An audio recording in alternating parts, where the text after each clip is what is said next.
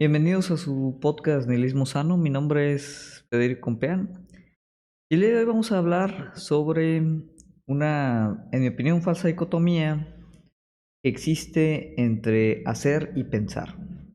Este es un tema yo creo que muy posiblemente ya se han topado, ya lo han discutido, tal vez tengan ya incluso una opinión al respecto. Y lo tomo o lo retomo en parte porque recientemente, hace algunas semanas, esta discusión surgió por ahí en algunos de los grupos que tengo yo con algunos amigos, en donde pues siempre se dibuja como esta diferencia totalmente discreta entre lo que significa hacer algo y pensar. Ahorita obviamente vamos a elaborar más de eh, exactamente qué implica como este enfrentamiento, ¿no? entre estas dos actividades que en teoría se muestran o se perciben como actividades que son totalmente contrarias, ¿no? Eh, Obviamente si ustedes se van ahorita a Google y teclean tal cual pensar contra hacer o hacer contra pensar, ¿no? En español, inglés, en el idioma que sea, lo primero que se van a encontrar es un montón de resultados, o sea, resultados de búsqueda que hablan de temas de productividad, que hablan de temas de emprendedurismo, que hablan de temas de autoayuda. Esto obviamente no es coincidencia, digo, si lo primero que esperaban encontrar en los resultados de Google era algún tratado filosófico, ¿no? Sobre la distinción, mm, digamos, profunda entre el concepto de hacer y el concepto de pensar, pues digo, obviamente iba a ser difícil que se fuera como el primer resultado. Sin embargo, lo interesante de este resultado es precisamente el ver o entender de dónde viene normalmente pues esta misma pensamiento de que hay uno que es más importante sobre el otro. Yo creo que antes de incluso que se los diga, pues ustedes ya estarán pensando o anticipando la respuesta, ¿no? Cuando normalmente comparamos la actividad de hacer con la actividad de pensar, ¿no? En cualquier disciplina o en cualquier ámbito, la gente normalmente tiende a darle una primicia al tema de la acción, al tema de hacer. Hacer es algo que se siente como lo principal, ¿no? Como el resultado. Pensar normalmente pues se ve como algo pues un poquito inútil, perder, es algo de donde se pierde el tiempo y es algo donde al final no, pues uno no resuelve nada.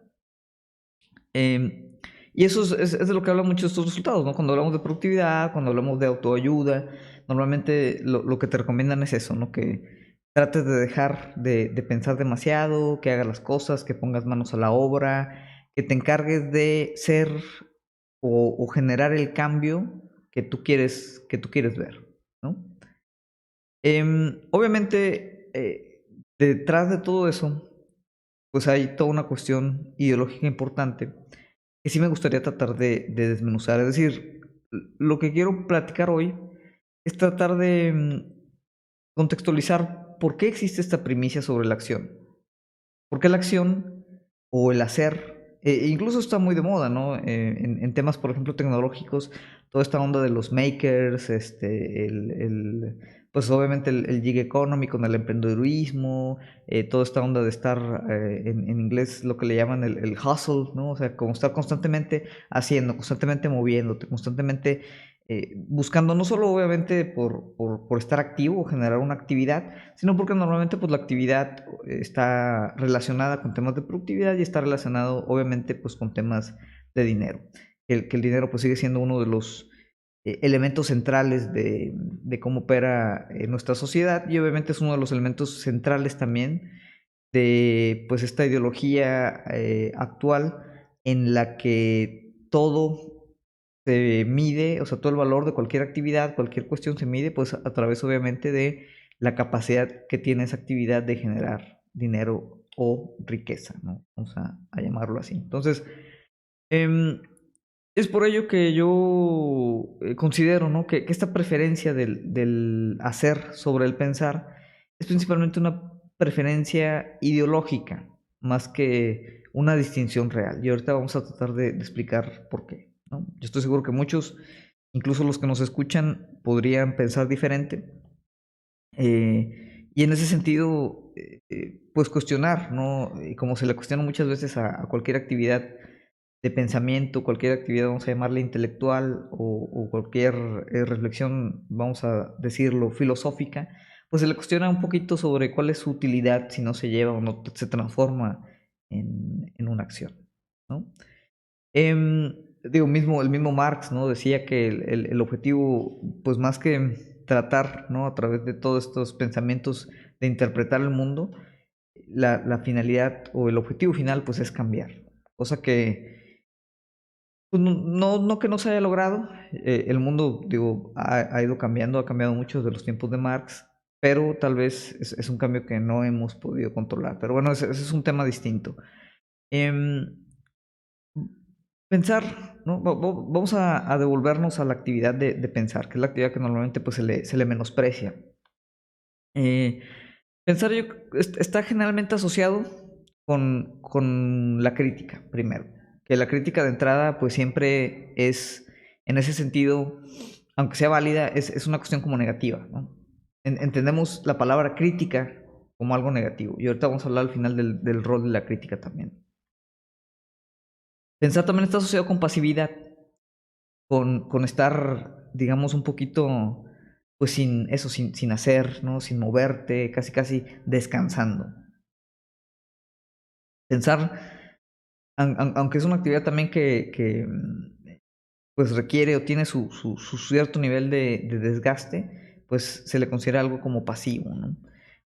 Normalmente pensar también está asociado, no por casualidad, a temas de rebeldía, de inconformidad, ¿no? Es decir, va de la mano con la crítica. El pensar, ¿no? Incluso el pensar demasiado, el pensar de forma crítica, siempre resulta como algo que puede ser incómodo para ciertos elementos o ciertas relaciones de poder. Y no es sorpresa que en ese sentido pues haya buena cantidad de nuestra cultura popular que nos invita o nos recuerda, ¿no? Lo incómodo que es pensar para las estructuras de poder, ¿no? Entonces siempre es algo, obviamente, como contrario a la autoridad, contrario al status quo, y en ese sentido es incómodo, ¿no? Siempre va un poquito en contra del sentido común también. Es decir, el pensar, por ejemplo, la reflexión filosófica muchas veces ataca un poquito el sentido común, y eso obviamente incomoda. Y al momento que incomoda, pues se genera como esta acepción negativa. Y pensar también, una de las cuestiones aquí muy importantes, yo creo que también está relacionado a veces, o se trata de relacionar en ese mismo sentido, con temas de incapacidad, ¿no? Es decir, la gente que piensa es la gente que no es capaz de hacer. Está encerrado esa persona, el intelectual, en sus mismas reflexiones, en sus mismos pensamientos, porque es una persona con una incapacidad de realmente llevar sus pensamientos a la realidad. O piensa porque no puede hacer. Por ejemplo, está esta acepción negativa y totalmente incorrecta, en mi opinión. Muchos de los profesionistas tienen a veces del rol, por ejemplo, de los maestros. Especialmente los maestros que enseñan o imparten cátedras sobre elementos o profesiones que demandan, pues eso, hacer, ¿no? O sea, profesiones muy prácticas. Y hay como siempre se les ve, ¿no? Como de forma negativa a muchos de estos profesores, algunos que tengan o no tengan experiencia laboral, pero casi casi el que enseña, está por ahí ese dicho que es como el que no pudo llevar a cabo pues ese mismo oficio práctico de forma exitosa, ¿no? Entonces no le queda más que enseñar. O sea, el maestro es alguien que piensa y que fracasó al hacer. Entonces no le queda más que enseñar. Otra vez, volvemos como a esa jerarquización, ¿no? De lo más importante es hacer, y hacer implica pues no solo hacer en el ámbito profesional, sino también hacer dinero. Y los que no pueden hacer, pues se tienen que retraer al ámbito académico, al ámbito intelectual, y obviamente pues en vez de hacer, enseñan o piensan, y en ese sentido pues también hacen menos dinero, ¿no? Y está bien que hagan menos dinero porque pensar no es una actividad que tenga que ser remunerada. Enseñar no es una actividad que tenga que ser remunerada, ¿no? Volviendo al tema de que pensar generalmente está relacionado con la crítica, pues también eso, volviendo a la cuestión de la incomodidad, pareciera que entre más piensa uno y entre más incisiva es la crítica, pues esta se torna no solo más problemática, sino que más incómoda y por lo mismo existe como esta noción de que no hay una crítica válida. Si por ejemplo alguien critica el sistema económico actual desde su posición de privilegio, ¿no? Como es el caso mío, pues lo que se ve es como una especie de hipocresía. Es una hipocresía porque otra vez la crítica implica que yo soy incapaz, por mi cuenta, de cambiar el mundo a las ideas que, según mi parecer, son correctas. Entonces, al no poder yo cambiar el mundo, lo que tengo que hacer es criticarlo. Y es una crítica hipócrita, porque yo estoy en una posición de privilegio. Si esta crítica viniera desde una posición de vulnerabilidad, es decir, si yo estuviera en una situación de precarización, estuviera, pues ahora sí, tomando este eufemismo, ¿no? En la base de la pirámide, y apuntar a las mismas críticas que a veces apunto sobre el mismo sistema actual, la crítica entonces ahora sería inválida no por hipócrita, sino por resentido. Es decir, estoy en una situación no de privilegio, sino de precarización, porque pues soy o incompetente, ¿no? O flojo, o pues eso, un resentido social. De forma que en ningún momento, ninguna actividad de reflexión crítica resulta válida para, pues otra vez, mucha de la gente que le incomoda el ponerse a pensar y prefiere ponerse a hacer las cosas, ¿no? Obviamente este tema de la jerarquización de las actividades es algo que no es nuevo, siempre ha estado presente en la historia y también cambia, ¿no? Es decir, la forma en la que evaluamos ahorita o vemos o juzgamos la actividad intelectual o la actividad práctica, pues tal vez no es la misma como la que se juzgaba hace 100, 200, 300, 400 años, ¿no? Por ejemplo, el tema de la misma división de trabajo generaba que hubiera cierta también jerarquía, ¿no? Que es como este otro extremo, sobre la misma condición intelectual. Por ejemplo, las élites de siglos pasados, pues eran como estas élites de esta cultura alta, élites educadas, con obviamente eh, conexiones en la academia y sin necesidad obviamente de trabajar. Y en ese entonces, incluso, ¿no? El trabajo práctico, el trabajo manual, pues era visto como algo negativo, más relacionado con el tema de la pobreza, de la precarización. Y en ese sentido, pues ahora sí como que solo la gente muy inteligente era la que tenía que estar en esas posiciones de poder y era la gente que tenía la capacidad de pensar. Y el resto éramos peones, ¿no? Que teníamos que estar simplemente ahí para hacer esas labores manuales, esas labores prácticas que estas clases acomodadas o privilegiadas no querían hacer. Ahora es un poquito distinto. Y de hecho ahora yo creo que mucha la relación o la noción que tenemos de la gente que opera pues nuestra actualidad, nuestro sistema, nuestra democracia, de las élites actuales, pues ahora es al contrario, ¿no?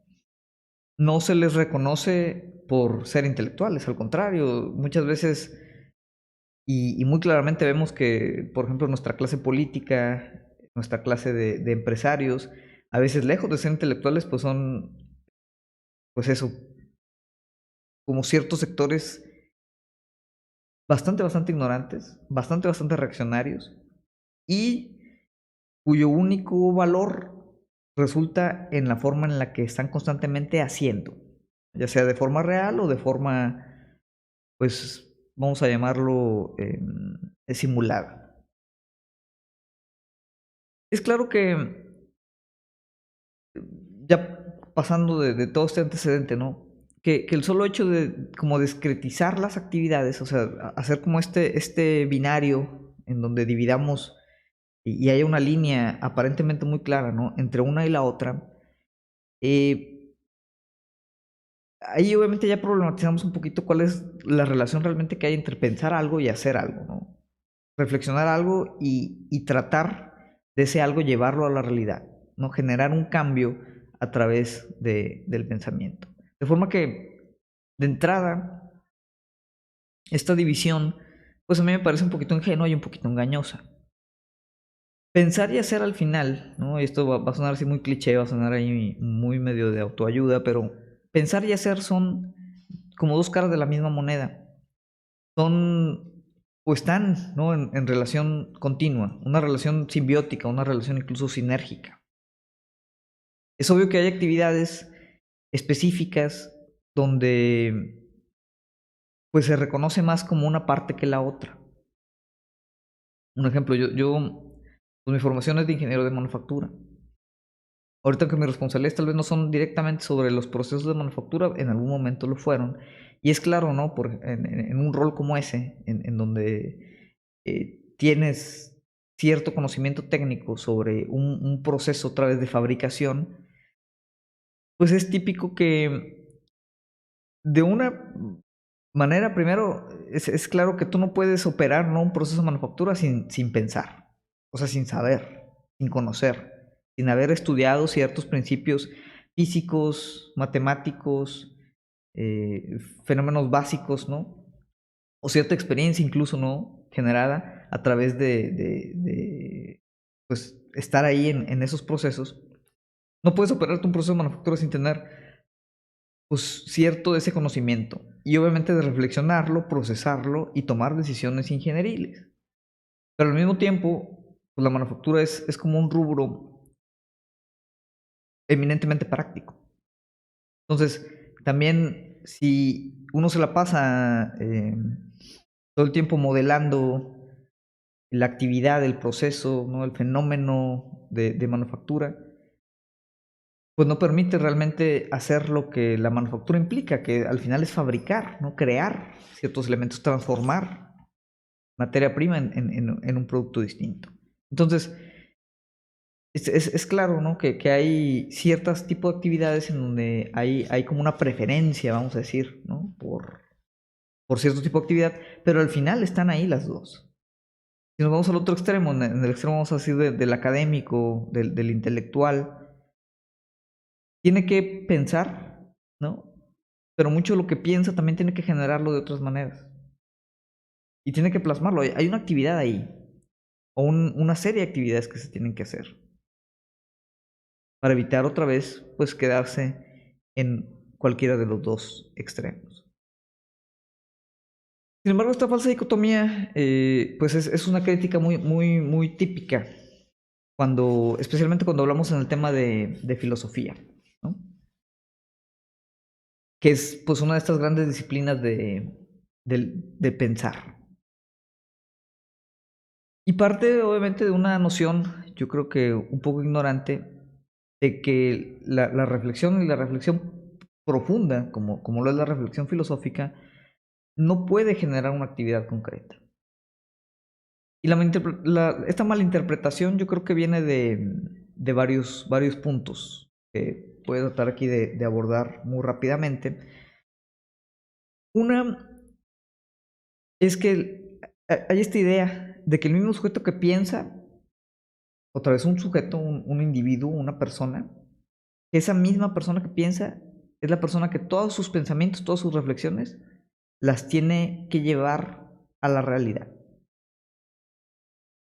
Es decir, no solo hay que hacer la labor de pensar, sino que tú como individuo tienes que tener la capacidad de todo lo que piensas, evidenciarlo o concretarlo en una realidad práctica.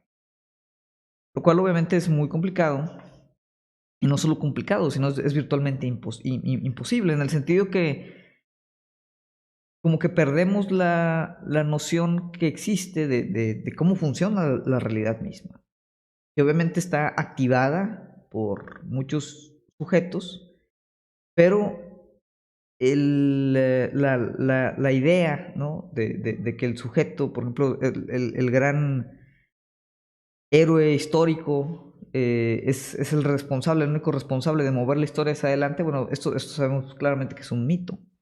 Es decir, no existe en esta suposición pues, la idea de, que de la acción colectiva o incluso el pensar colectivo. La actividad intelectual o reflexiva pues no es tampoco una caja cerrada, no es estar inmerso exclusivamente en los propios pensamientos. Se nutre también de un pensar colectivo, se nutre de un tiempo presente y actual, y se nutre de una realidad que nos influye, pues de ciertas maneras conscientes e inconscientes, pero nos estamos alimentando, lo queramos o no, de una serie de pensamientos que ya están, como quien dicen, inscritos en la misma cultura. Y obviamente esa labor de pensamiento se enfrenta y entra en conversaciones con otros pensares. Entonces, mucha esa idea, que volvemos al tema como de la hipocresía, ¿no? De que, bueno, pues es que piensas mucho, pero tú no haces nada. Y ahorita vamos a pasar a ese tema, ¿no? Pero viene o se genera de esa idea de que otra vez el que piensa tiene que ser en esta relación muy directa el que hace.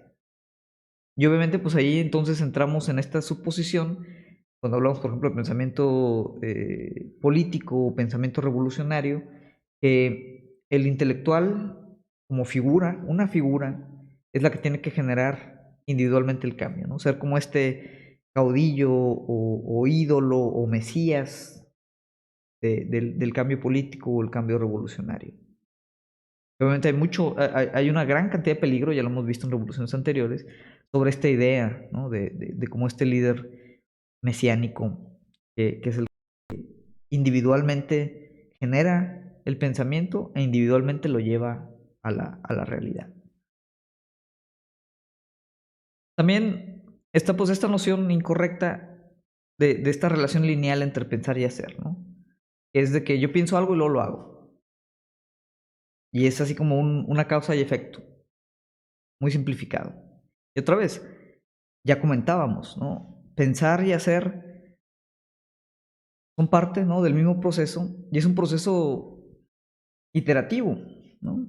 Va hacia un lado, va hacia el otro, no es lineal a veces, ¿no? Tiene saltos de un lado, tiene saltos del otro, pero no es simplemente un tema de causa y efecto.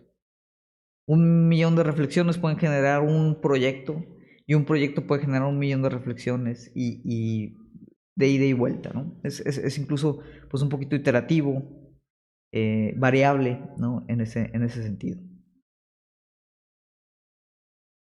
Otro punto, ¿no? de malinterpretación es que pues desvirtuamos obviamente la reflexión teórico-crítica como algo que únicamente se piensa.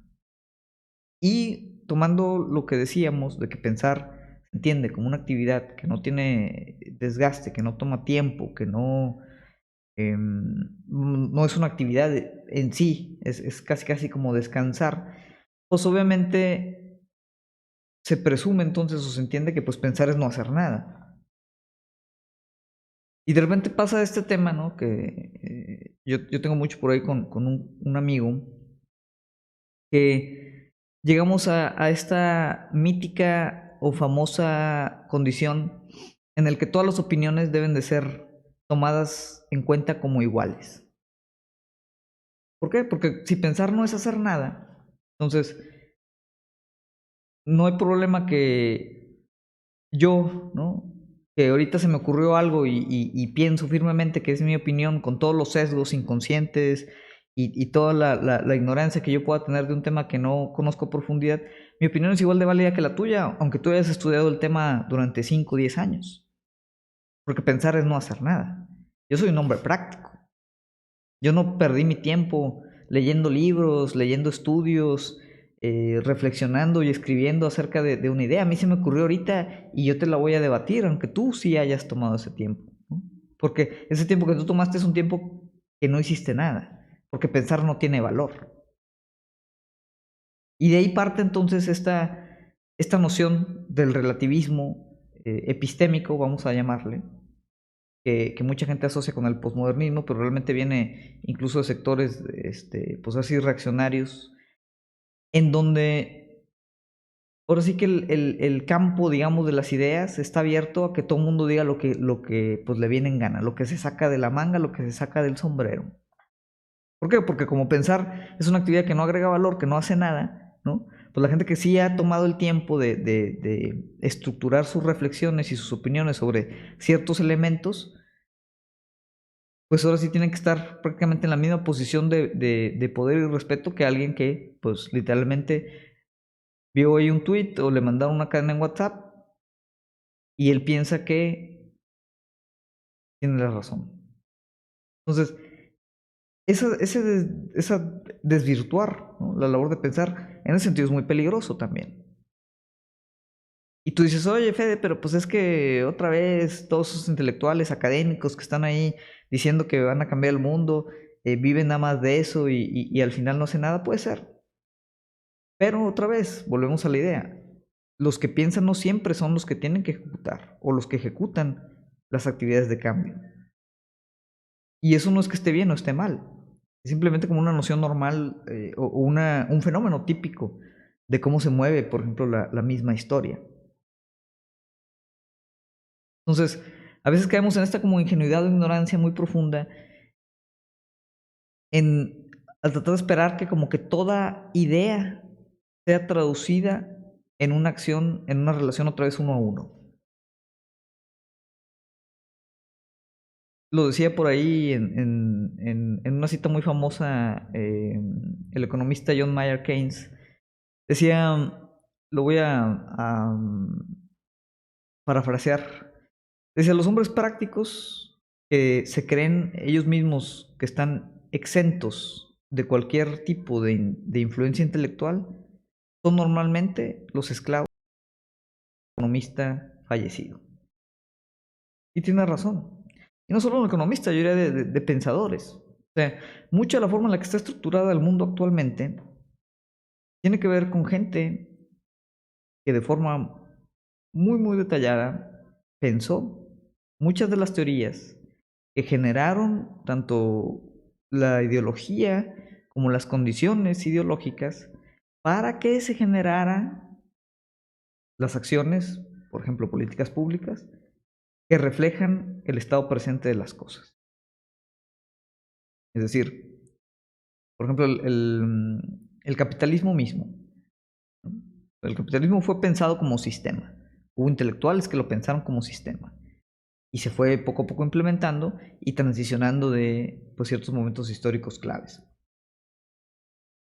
Entre los 70s y los 80s, el capitalismo tradicional, vamos a llamarle, empieza a migrar a lo que conocemos actualmente como el neoliberalismo, capitalismo postindustrial, capitalismo tardío, llámenle como gusten, ¿no?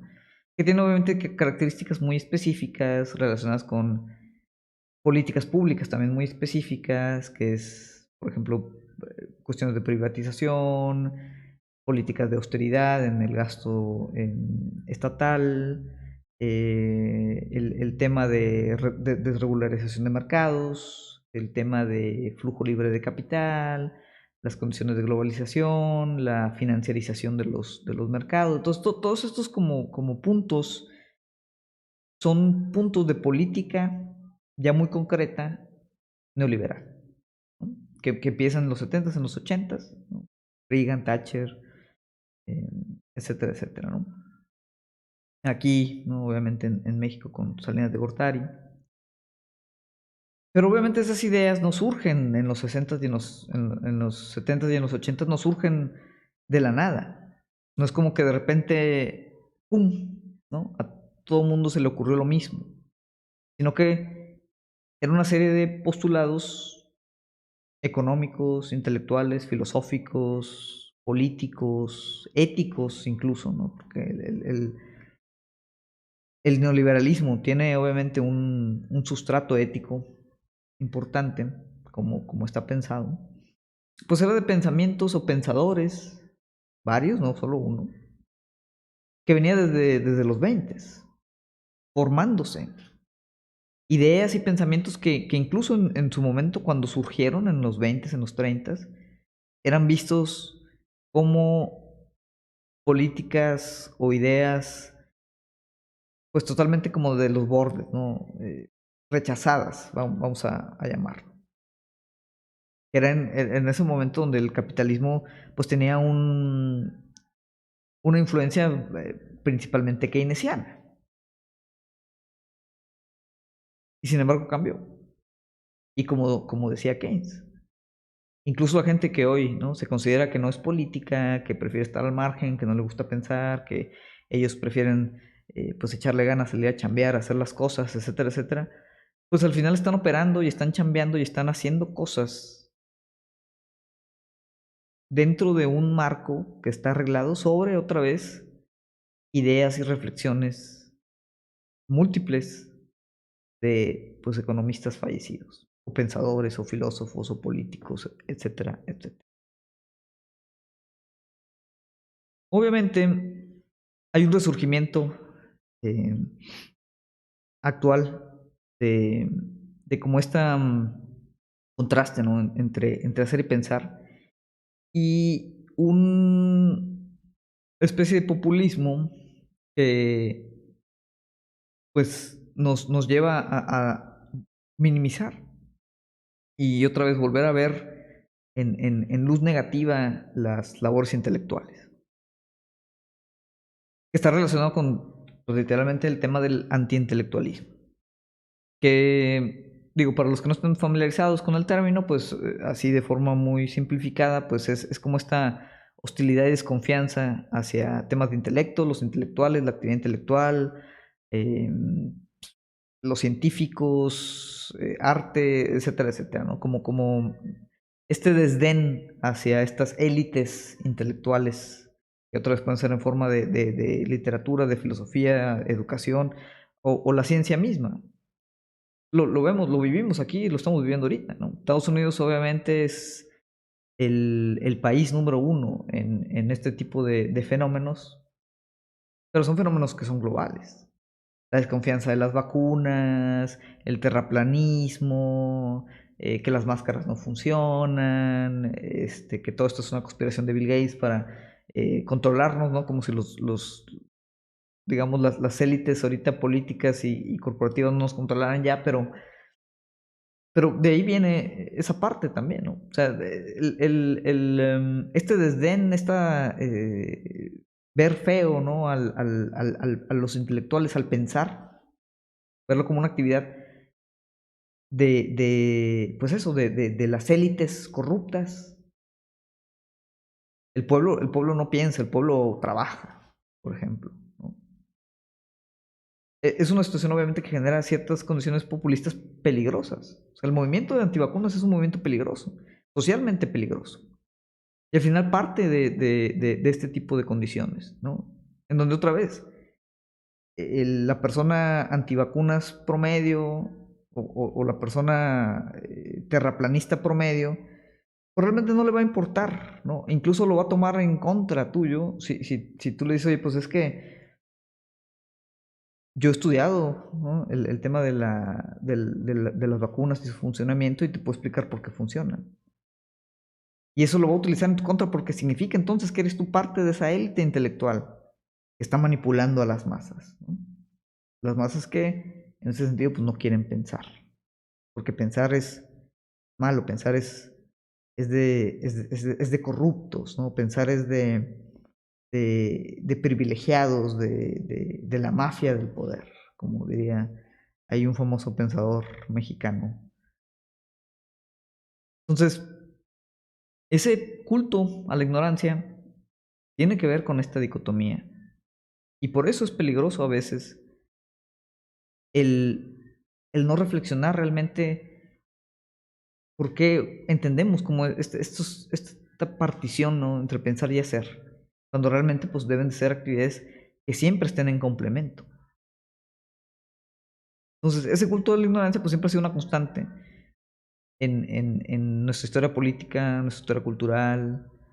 em, y al final pues es como esta falsa idea de que la democracia consiste, como decía Isaac Asimov, que mi ignorancia es tan válida como tu conocimiento. Es lo que hablábamos, ¿no? Esta como igualdad de opiniones, ¿no? Autoridad contra conocimiento, populismo contra escepticismo, etcétera, etcétera. Obviamente hay nociones también hacia el otro extremo, que es lo que mencionábamos también, como este elitismo académico, este culto a los expertos, ¿no? El mismo cientificismo, en donde todo puede ser simplemente explicado a través de estas cúpulas de conocimiento que al final también son cúpulas que ejercen cierto poder. Y son cúpulas que están también bloqueadas o cuyo acceso no es fácil. Y empezamos ahí a entrar también en temas ya de clase. ¿Quiénes se educan en las mejores universidades? ¿Quién tienen acceso a la mejor información? ¿Quién tiene acceso a libros, a tutores, a viajes? ¿No? Y de repente, pues, otra vez, como muchas de las cuestiones, pues se convierte también en un tema de clase. Sin embargo, es importante, ¿no? Saber hacer esas distinciones. Y tanto no irnos hacia este como intelectualismo ignorante, como tampoco simplemente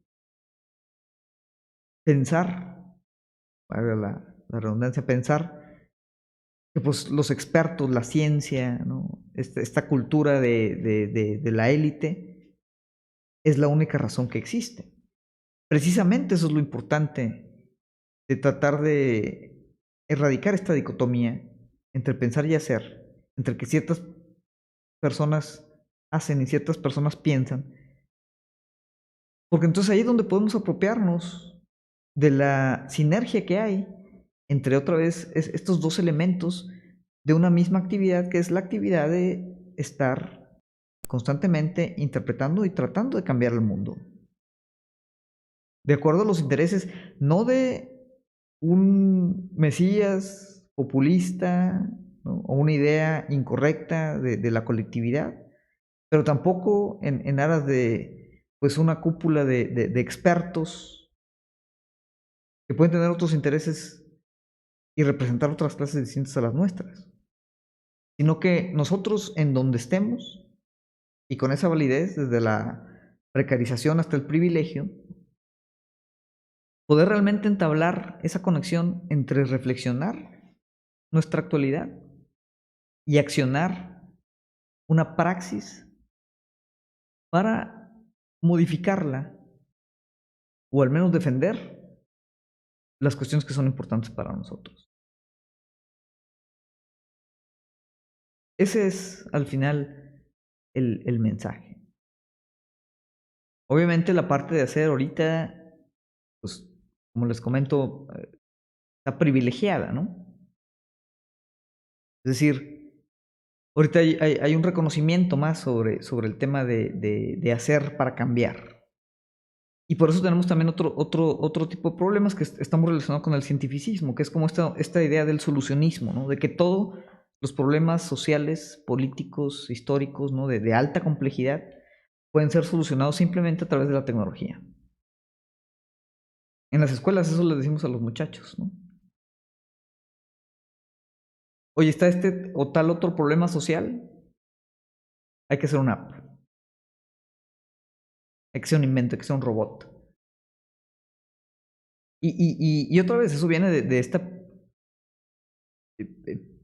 prevalecencia que tenemos hacia hacer. Es decir, el problema social existe, ¿no? Está claro. Hay, por ejemplo, temas de precarización social, hay gente que vive en los márgenes. Y como no queremos realmente pensar o meternos en el embrollo que es la complejidad, ¿no? Social, económica y política que está generando esos márgenes, lo mejor es simplemente tratar de solucionarlo a través de la tecnología. ¿Por qué? Porque de inmediato nos ponemos manos a la obra. Y olvídate cómo se generó eso. O sea, cuáles son las razones subyacentes que están generando esos márgenes. Sino simplemente vamos a solucionarlo. Y por eso personalidades como Elon Musk son tan veneradas. Porque Elon Musk es como esta personificación, ¿no?, del avance científico, de las soluciones, de la creatividad. Es un genio, dicen. Yo no digo, de hecho, lo contrario, en mi opinión, ¿no? Pero hoy tenemos estos tipos de personalidades en pedestales. A pesar de que son como creaciones, ¿no?, también de clase, que simplemente están construyendo pues estas narrativas un poquito imaginarias que dan solución a problemas que o no existen, o que no son soluciones, o que son soluciones que solo benefician, en este caso, a la clase a la que estos billonarios pertenecen. Con obviamente cero reflexión sobre cuáles son las condiciones que nos orillaron a estos problemas. Había una cita de un sacerdote de teología de la liberación, no recuerdo su nombre, la verdad, se las voy a deber, pero la cita decía algo así como: cuando yo le doy pan a los pobres, me reconocen, ¿no?, como caritativo, pero cuando pregunto por qué los pobres no tienen pan, me llaman comunista. Obviamente comunista en el sentido despectivo, ¿no? Entonces un poquito esa parte. Y ese es uno de los riesgos. O sea, y por eso hablábamos, creo que la semana pasada, ¿no?, de todo el tema ahí de la Patricia Armendáriz y la base de la pirámide, y cómo ella es emprendedora social, ¿no? Y está toda esta noción otra vez de vamos a hacer, vamos a resolver, ¿no? Y creamos otra vez estas empresas Bs, emprendedurismo social, la economía de la base de la pirámide, todas estas organizaciones no gubernamentales que simplemente gestionan estas problemáticas o incluso se enriquecen de las problemáticas bajo el hecho de que pues están haciendo algo, a diferencia de uno intelectual, ¿no?, que no está haciendo nada, absolutamente nada. Dices, siguen haciendo y haciendo y haciendo y los problemas no se resuelven, se vuelven incluso más complejos, más intricados, más enrollados, más difíciles, ¿no?, de interpretar, de entender. Y es por eso que el rol de la reflexión, del pensamiento y el rol específicamente de la crítica, como teoría crítica o crítica cultural, es uno de los elementos claves para realmente movernos hacia una actualidad social distinta, ¿no? Pero bueno, eso es un poquito lo que quería platicar hoy. Hay mucho más de este tema, de lo que podríamos hablar. Yo creo que da incluso para otro capítulo, para hablar ahora sí ya muy específicamente de un tema que a mí me fascina porque realmente pues es algo que me gusta hacer, ¿no? Es un tema que me apasiona, que es el rol de la crítica. O entender cuál es el rol, por ejemplo, del crítico cultural.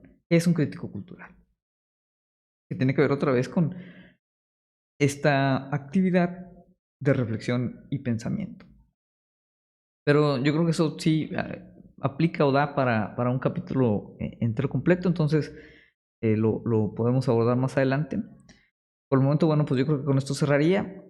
Nuevamente, ¿no?, agradecer a todos los que nos escuchan esta semana. Les recordamos para los que nos empiezan a escuchar por primera vez que, bueno, estamos en las principales plataformas de podcast, en Spotify, en Google Podcast, en iTunes. Estamos también ya subiendo los capítulos a YouTube, tardan un poquito más en subir, entonces si el capítulo normalmente sale en domingo en Spotify, tal vez el domingo, el lunes, ya esté también ahí en YouTube, si lo quieren consultar a través de esa plataforma. Estamos en Facebook también, Nihilismo Sano, nos pueden encontrar ahí, mandar comentarios, sugerencias a través de Facebook. En Facebook a veces, ¿no? Realmente cada semana, pero no siempre. Tratamos de hacer algunos en vivos, algunos directos, ¿no?, platicando sobre temas de actualidad. Y bueno, Ya saben que cualquier cosa, sugerencia, recomendación, discusión, alegato, queja, crítica, pensamiento, me lo pueden compartir directamente en mi correo personal en federico.compean@gmail.com. Por esta semana sería todo. Les agradezco y nos vemos en el siguiente episodio.